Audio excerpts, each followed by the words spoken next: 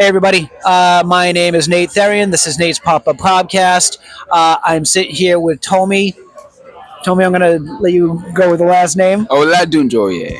All I do, All I do enjoy, but really fast. all I do enjoy. Exactly. Tomi, all I do enjoy. Tomi is my guest today. Tomi is the founder and of Zenyai. Zenyai. Yeah. Zenyai AI.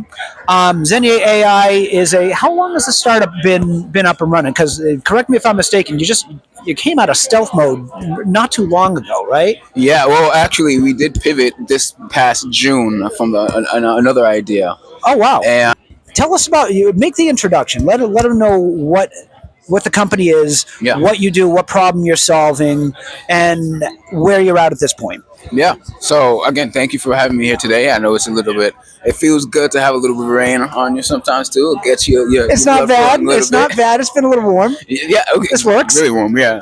So Zenyai is a AI platform that enables content creators to be their own sound designer. So going deeper into it, we're building two models right now. The first one is, say for example, if you want to create a basketball bouncing on the moon with fairy dust, the AI will be able to generate that sound for your content Now is that on a prompt? on a prompt. On Yep. a prompt, All and through the descriptions. AI would generate the sound that uses Exactly. of a basketball Bouncing on the moon moon. with fairy dust. Oh, wow. Okay. And then the next model that we're actually training on is the audio manipulation through descriptions. So this is where users can actually go ahead and benefit from our software being their own sound designer. Where if you want to take that prompt, the basketball bouncing on the moon with fairy dust, and further manipulate it to how you want it. Say you want it to have a little more reverb, or you want it to be a little less spacey, or give me more compression, or maybe put a little arpeggiator in it.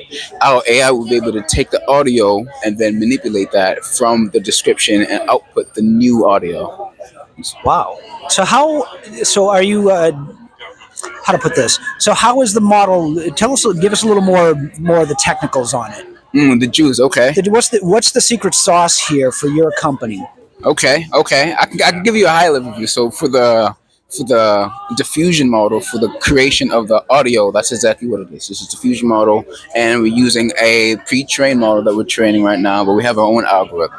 For the actual synthesizer, the audio manipulation is exactly how it is an LLM connected to a synthesizer that we are developing. So the company at this point, the company is 9 months in. 9 months in, I mean, from the idea formulation, yes, but from the pivot, we are June, July, August, September, 4 months actually. Okay. So you're 4 months after the pivot. What was the first idea? That's a good question. The first idea, we had an idea of turning emotions into sounds. So we were thinking about having who would benefit most from this interesting idea. So I was thinking about the autism community. So I chatted with a lot of families, autistic children, and speech therapists. It was going great at first, but then we started to realize a couple of things. The three main big things were the technical feasibility, the market feasibility, and the customer feasibility. Technical feasibility, you can't really create a one-size-fits-all AI for the wide spectrum of autistic children. For the market feasibility, the market was a little too small for us to really see a return on investment for training on the AI. And then for the customer feasibility, the autistic children were get distracted easily, so they wouldn't continue to use our software. But then also there's better ways that the family can connect and actually speak with their autistic children. So with those, we then ended up pivoting to something I was actually doing for the past 7 years, which is creating audio for content like film and gaming. So we just ended up pivoting over there. Talked to a lot of companies here in Boston, all around the world, and yeah, we've been going great from there. So it's been about 4 months since the pivot. Correct. At this point, since the pivot, how have things progressed? It was 5 months in, or the first 5 months. You had your pivot. You realized, okay, we're going to have to find what made you pivot. Was there like a point at which it was like, okay, we don't have a market fit. We don't have a market for where we were going on the emotion side of things. What was it that triggered you to pivot to what you're doing now? So we started that in January. From January until June, I spoke to over 2,000 people. and all of them being the combination of autistic children, parents, and the speech therapists. So I mean, it just came to the conclusion where there really isn't a diehard need for what we're building.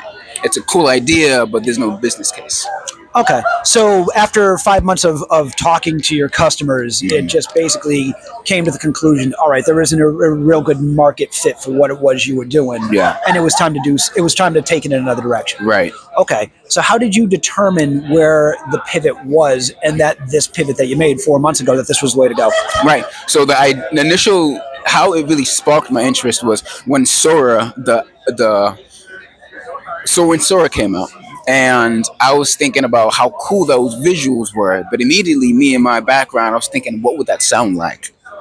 So I was thinking, okay, that would sound really cool. And then I got into it more and more. I looked at it, and then while I looked at it, more and more competitors came out. Like there's Runway, there's Pika Labs, there's Dream Labs as well. All these different text to video competitors started coming out. So I really saw that the market is really shifting towards AI content creation. I mean, my sound design experience, I know that 50% of content is film, 50% is audio. So I knew that with audio, with the unique visuals, they may need unique audio. Of course, now that's just a small use case. Then I was thinking, okay, how can I actually expand this if I wanted to expand in the future before I jump ship? So I looked at it and I talked to more of my collaborations and my. We're gonna cut that. We're gonna cut that. We're gonna wait for the chopper to go by. Yeah. So I talked to more of my connections from Hollywood, who I've done a lot of sound design with before, and they said talked to them, the mom test, right? So I asked them a couple of questions, and I said, okay, so what I'm thinking about is actually something that could actually benefit them. So then that's where, with the help of my friends who gave me the idea of what they would like to see in a software that we're building now, that helped me pivot. All right. So ultimately, you're going back to, kind of like, Startup 101. Go talk to your customers. Yeah. Find out what it is they actually want once you kind of determine, okay, this is going to be the way to go. Yeah. You talk to the brain trust in Hollywood. We'll call it that. the Hollywood brain trust. And basically, you were able to determine that with what this tool is and what it can do, this is going to be the way to go. Right. So now that you're 4 months in, how have things progressed since the pivot for the company? Good. So we pivoted June. Yep. July, we launched our public beta for a little bit. Okay, so on the public beta, right there, introduce the public beta, and is it an open public beta or a closed beta? So right now it's closed now just to get an initial use case. Okay. So with that public beta, we gained 130 users and 6 LOIs. So now that you have the beta, what is going to be the next step for you to go to market? I think right now is exactly what we're doing, is training on the AI, having the audio quality, and then just the use cases that we've gained from the 130 users, just building that for our 130 users, and then with that, then go to market at some point in October. Okay, so right now the plan is to stay with your 130 user beta and really beef up and build out the product until you get. What phase would you say the product is in right now? So we did launch our version 2 model and front end September 2nd. So we did launch it for our private use cases now. Okay. And we're just every month, really every week, we're just dishing out new material for them. All right. So right now you're building on more features for the private beta. How many? When would you think is going to be the right time for you to take the next step, whatever that step may be, and what would it look like? October. October. Correct. What's happening in October? Find out. Oh. Oh, well, okay. Looks like Tomi's coming back here for another round. We're going to have him back in, I don't know, maybe in December. We'll see how it goes for Christmas. Hell yeah. Get your gift list together, Mom and Dad. You may be getting some AI for your kids. Yeah. What has been, I guess, I know you had the pivot, and that was probably a big headache. What has been the biggest headache up to this point for the company, that you didn't think was going to be one? What came out of left field where it's like, oh man, this is going to be a tough nut to crack? Yeah. The biggest one, obviously, fundraising. The second one is the technology.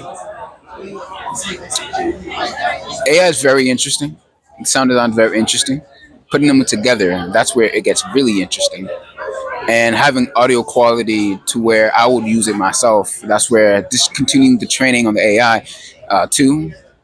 The third one is getting quality, safe, non-copyrighted audio data. Okay, so let's start with the fundraising. A little tougher than it was a few years ago. The environment is rough. Even in AI, where, a year ago, if you had AI in the name of your company, here's some money. Yeah. Not the case anymore. Yeah. Where's the company right now in its fundraising journey? Where are you in the process at this point? What are you looking for? Yeah.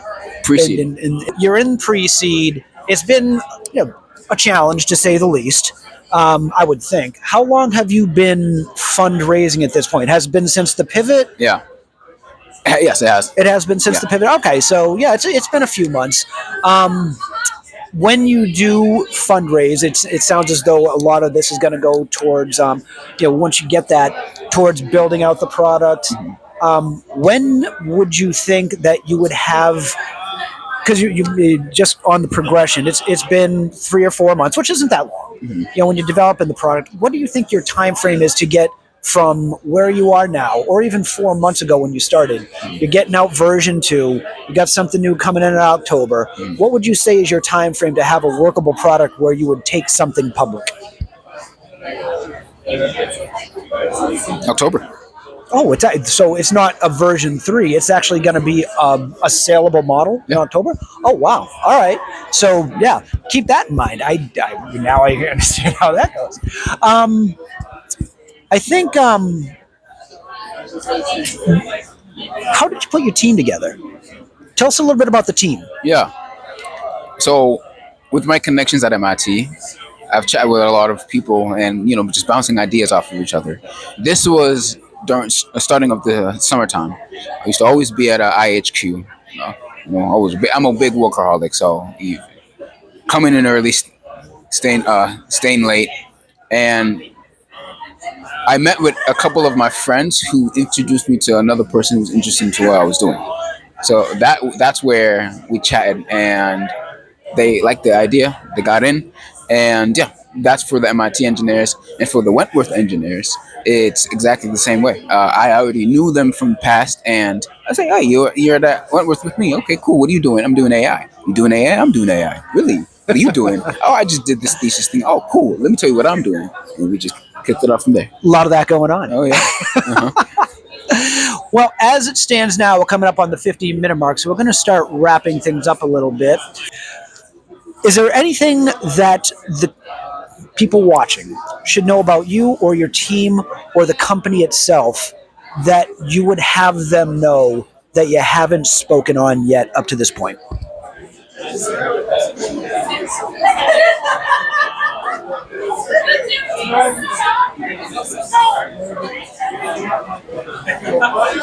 We will be the reason why you could create a basketball bouncing on the moon with fairy dust. I can't wait for it. Yeah. It's going to be very cool. Yeah. Very cool. Well, Tomi, thank you for joining me tonight. We will be taking off now from, what is the turning drizzle. out to be the drizzle that is the Venture Cafe deck at this point. We will see you all next time and talk to you soon. Tomi, thanks again.